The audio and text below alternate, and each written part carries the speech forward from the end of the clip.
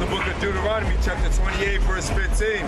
But it shall come to pass, if thou wilt not hearken unto the voice of the Lord thy God, to observe to do all his commandments and the statutes which I command thee this day, that all these curses shall come upon thee and overtake thee. So we didn't hearken what the Lord said. Now jump from there to the verse where it talks about how the father leaves the child. I think it's verse 59 and 58. Verse 54, so that the man that is tender among you and very delicate, his eye shall be evil toward his brother and toward the wife of his bosom. So if you wonder why the so-called Negro and Latino and Native American man is easily to go to war with each other, that's why the so-called white man put drugs in the hood so we can go to war with each other, you know. And then you really got you got dudes that live in the hood, and here all his, like, when dudes get set up, their natural mindset is to stunt when they get a little bit of money. But meanwhile, all your whole set you hanging around is still in the hood, hustling, you know, broke, you know, trying to get to the level you have, but you stunting around and they're gonna take you out. They're gonna take you out, man. That's the mindset, man. Our people do, man. They'll literally stunt on their brothers, man. You know, and unfortunately, due to the curses, that's what happens. Man, read that again. So that the man that is tender among you and very delicate, his eye shall be evil toward his brother. It says his eye shall be evil towards his brother. Like when a dude is looking to become your friend, 9 times out of 10 he has a motive to either rob you, take your woman from you, or take something from you, period. Or either take you out.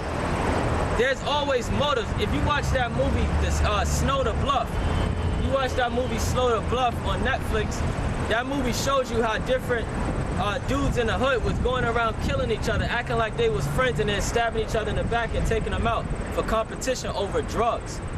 And that's why the so-called white man put drugs in the hood, so we can go to war with each other. That's why the so-called white man has it where no so-called Negroes or Latinos can get jobs. So what? We can go to war with each other. It's all set up, man. Okay? His eye shall be evil toward his brother and toward the wife of his bosom. Towards the wife of his bosom. That's why the so-called Negro and Latino homes are broken up. Because why? The woman always gets the good job, the man gets the crappy job, and arguments break out. All right? And then a woman tries to find a man that's making the amount of money she's making or better, and then she ends up leaving her husband, and there you go, the household is broken up. Or the woman can simply go to the welfare system, ask for Section 8 so they don't have to worry about rent. They gotta feed their kids, they ask the government for food stamps. They need healthcare system, they go to the government. So all of these necessities that the man is supposed to provide, the woman goes to the government to get, and now the man's kicked out of the house because 90% of the time they're not gonna get a woman those goodies if the man is in the house. That's how they break up the household. A lot of the time they'll tell them, look, if the man is at the house, you can't get it. Y'all can't be together. You know, that's what they tell them. You know.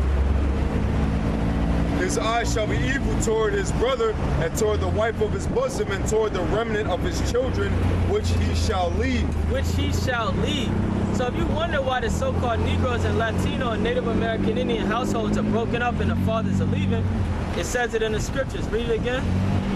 His eye shall be evil toward his brother and toward the wife of his bosom and towards the remnant of his children, which he shall leave. It says, which he shall leave. So if you wonder why the men of our nation leave their children, that's the curses, man. That's the curses. Those are curses literally happening in our face, man. You know, and it never comes to fact. Like, you really got people that'll say, yo, I read the whole Bible, and I'm like, yo, you never read that? You never read any of these curses that we going through today? You sure you read the Bible? Are you sure? Because the only people that I see going through any of this in Deuteronomy, the 28th chapter, is the so-called Negroes, Latinos, and Native American Indians. That's the only people I see going through this. You know? I grew up without my father, okay? Unfortunately, due to society, you know, the same stuff, like I said, happened. The arguments break out, the households break apart because of the so-called white man. There's nobody else to blame. Who can you blame? Who's running the government system? The so-called white man. This is the book of Job, chapter 9, verse 24. The earth is given into the hand of the wicked, he covereth the faces of the judges thereof. Yeah, the earth is given into the hand of the wicked, the so-called white man. That's why the scriptures say that if the righteous is in authority, the earth shall be joyful, you know? But if the wicked is in authority, what? The people shall mourn. What are people doing in America? They mourning, man. A lot of people that put smiles on their face nowadays, man, it's fake smiles. You know, nobody can naturally. No, you can't ask me.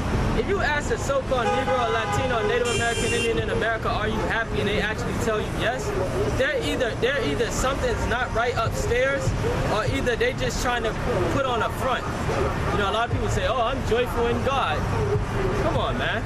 Start with the front, man. We all sitting here struggling as a people. All of us are sitting here struggling as a people. They got the so-called Native American Indians on reservation camps, okay? They got the so-called Negro and Latino in the ghetto, living in welfare with roaches, rats, and mice, all right? And I'm pretty sure all of us brothers done lived in that type of condition. I know I have, okay? That's the type of conditions we live in because of this so-called white man. You go to a so-called white Edomite neighborhood, you don't see no trash on the street. You don't see nobody hanging out on a corner. You ain't gotta worry about getting robbed if you go to an Edomite neighborhood. You ain't gotta worry about nobody scheming. Because that's why the so-called white man always puts camera in the Edomite neighborhoods, you know, keep cops on the corner to keep them safe. He ain't worried about you tribes, man. If you go in the hood, man, he don't care if you dudes is killing each other. That's why when a dude gets shot in the hood, the cops take 2 hours to come there, man, because they don't care. They don't care. Job 9:24, the earth is given into the hand of the wicked. He covereth the faces of the judges thereof. If not, they covered the face of the Lord, you know. They put up this man, Caesar Borgia. During the Renaissance period, you had this devil, the Borgia family, the first crime family on the earth. The Borgia family was risen up, and they put one of their people up, Caesar Borgia, and that's how this picture came up during the Renaissance period, after the Dark Ages. Read. If not, where and who is he? If not, where and who is he? You know, if this isn't the devil, then who is he? You know. Read. Job chapter 9 verse 24, the earth is given into the hand of the wicked, covered the faces of the judges thereof. If not, where and who is he?